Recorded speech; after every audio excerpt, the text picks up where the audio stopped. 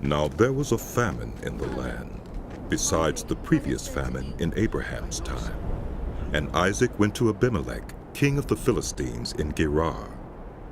The Lord appeared to Isaac and said, "Do not go down to Egypt. Live in the land where I tell you to live. Stay in this land for a while, and I will be with you and will bless you. For to you and your descendants I will give all these lands and will confirm the oath I swore to your father Abraham. I will make your descendants as numerous as the stars in the sky, and will give them all these lands, and through your offspring all nations on earth will be blessed, because Abraham obeyed me and did everything I required of him, keeping my commands, my decrees, and my instructions." So Isaac stayed in Gerar. When the men of that place asked him about his wife, he said, "She is my sister." because he was afraid to say, "She is my wife," he thought, The men of this place might kill me on account of Rebekah, because she is beautiful. when Isaac had been there a long time, Abimelech, king of the Philistines, looked down from a window and saw Isaac caressing his wife Rebekah. So Abimelech summoned Isaac and said, She is really your wife? Why did you say, she is my sister? Isaac answered him. Because I thought I might lose my life on account of him.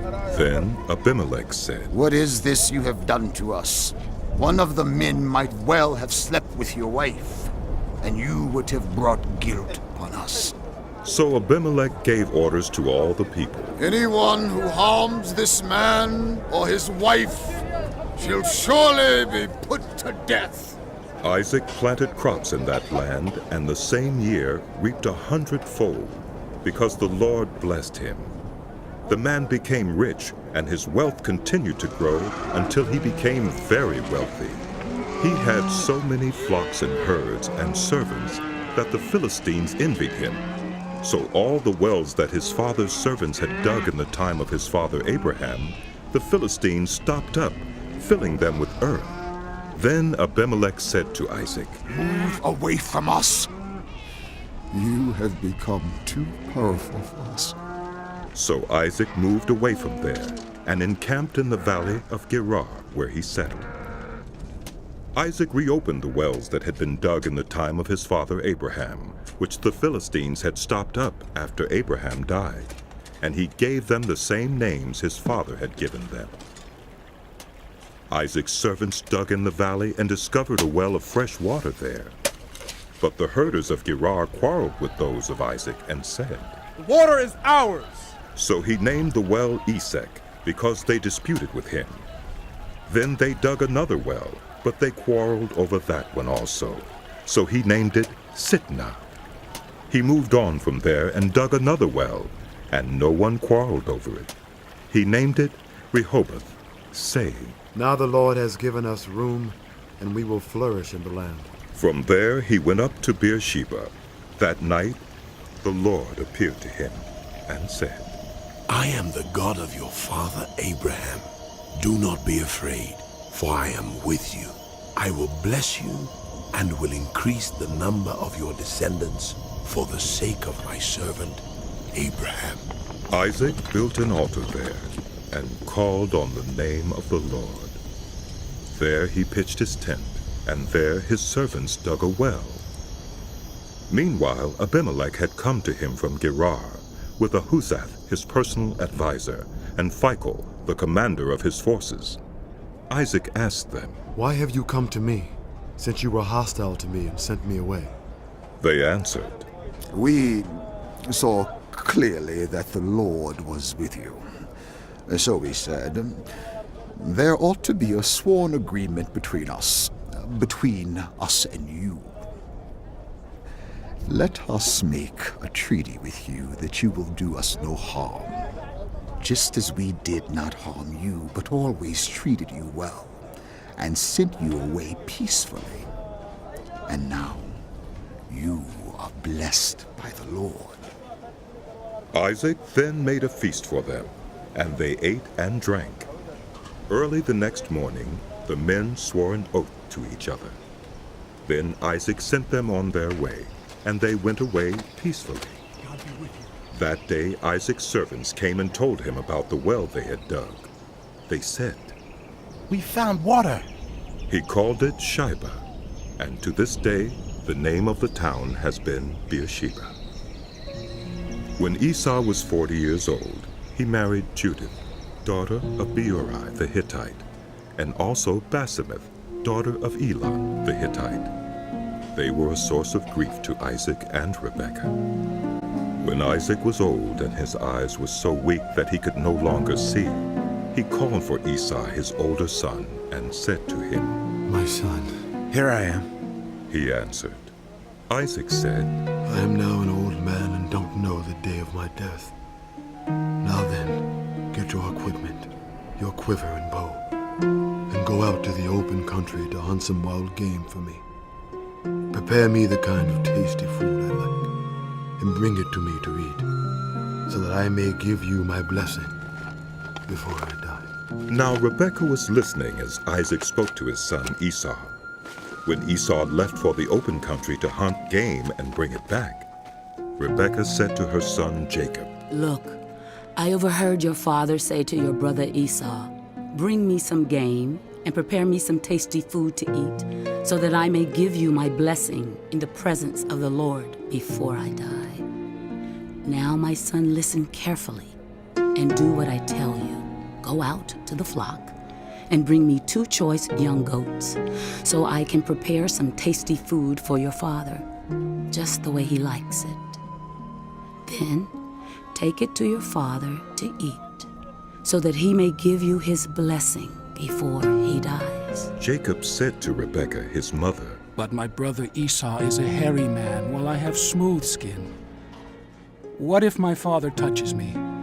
I would appear to be tricking him and would bring down a curse on myself rather than a blessing.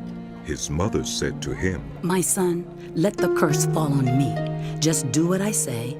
Go and get them for me. So he went and got them and brought them to his mother, and she prepared some tasty food, just the way his father liked it.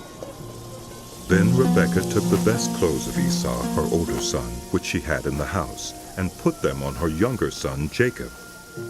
She also covered his hands and the smooth part of his neck with the goat skins.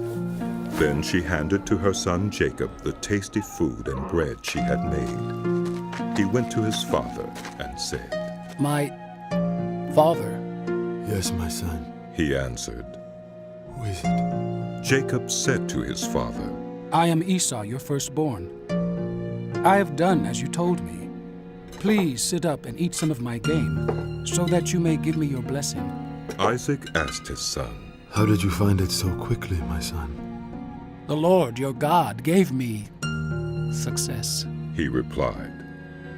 Then Isaac said to Jacob, Come near, so I can touch you, my son, to know whether you really are my son Esau or not. Jacob went close to his father Isaac, who touched him and said, The voice is the voice of Jacob, but the hands are the hands of Esau. He did not recognize him, for his hands were hairy like those of his brother Esau. So he proceeded to bless him. Are you really my son Esau? I am. He replied. Then he said, My son, bring me some of your game to eat, so that I may give you my blessing. Jacob brought it to him, and he ate. And he brought some wine, and he drank. Then his father Isaac said to him, Come here, my son, and kiss me. So he went to him and kissed him. When Isaac caught the smell of his clothes, he blessed him and said, The smell of my son is like the smell of a field that the Lord has blessed. May God give you of heaven's dew and of earth's richness, an abundance of grain and new wine. May nations serve you and peoples bow down to you. Be Lord over your brothers, and may the sons of your mother bow down to you. May those who curse you be cursed, and those who bless you be blessed. After Isaac finished blessing him, and Jacob had scarcely left his father's presence, his brother Esau came in from hunting. He too prepared some tasty food and brought it to his father. Then he said to him, My father, please sit up and eat some of my game, so that you may give me your blessing. His father Isaac asked him. Who are you? I am your son, He answered. your firstborn, Esau. Isaac trembled violently and said, Who was it then that hunted game and brought it to me? I ate it just before you came, and I blessed him. And indeed you will be blessed. When Esau heard his father's words, he burst out with a loud and bitter cry and said to his father, Bless me, me too, my father. But he said, Your brother came deceitfully and took your blessing. Esau said, Isn't he rightly named Jacob? This is the second time he has taken advantage of me. He took my birthright, and now he has taken my blessing. Then he asked. Haven't you reserved any blessing for me? Isaac answered Esau, I have made him lord over you, and have made all his relatives his servants. And I have sustained him with grain and new wine. No, Father, don't tell me. No. So what can I possibly do for you, my son? Esau said to his father, What, do you only have one blessing? Oh, my father, bless me too. My father. Then Esau wept aloud. His father Isaac answered him, Your dwelling will be away from the earth's richness, away from the dew of heaven above. You will live by the sword, and you will serve your brother. But when you grow restless, you will throw his yoke from off your neck. Esau held a grudge against Jacob because of the blessing his father had given him. He said to himself, The days of mourning for my father are near. Then I will kill my brother Jacob. When Rebekah was told what her older son Esau had said, she sent for her younger son Jacob and said to him, Your brother Esau is planning to avenge himself by killing you. Now then, my son, do what I say. Flee at once to my brother Laban in Haran. Stay with him for a while until your brother's fury subsides. When your brother is no longer angry with you and forgets what you did to him, I'll send word for you to come back from there. Why should I lose both of you in one day? Then Rebekah said to Isaac, I'm disgusted with living because of these Hittite women. If Jacob takes a wife from among the women of this land, from Hittite women like these, my life will not be worth living. So Isaac called for Jacob and blessed him. Then he commanded him, Do not marry a Canaanite woman. Go at once to Paddan Aram, to the house of your mother's father, Bethuel. Take a wife for yourself there, from among the daughters of Laban, your mother's brother. May God Almighty bless you and make you fruitful, and increase your numbers until you become a community of peoples. May he give you and your descendants the blessing given to Abraham, so that you may take possession of the land where you now reside as a foreigner. The land God gave to Abraham. Then Isaac sent Jacob on his way, and he went to Paddan Aram, to Laban, son of Bethuel the Aramean, the brother of Rebekah, who was the mother of Jacob and Esau. Now Esau learned that Isaac had blessed Jacob and had sent him to Paddan Aram to take a wife from there, and that when he blessed him, he commanded him, Do not marry a Canaanite woman, and that Jacob had obeyed his father and mother and had gone to Paddan Aram. Esau then realized how displeasing the Canaanite women were to his father Isaac. So he went to Ishmael and married Mahalath, the sister of Nebaioth, and daughter of Ishmael, son of Abraham, in addition to the wives he already had. Jacob left Beersheba and set out for Haran. When he reached a certain place, he stopped for the night because the sun had set. Taking one of the stones there, he put it under his head and lay down to sleep.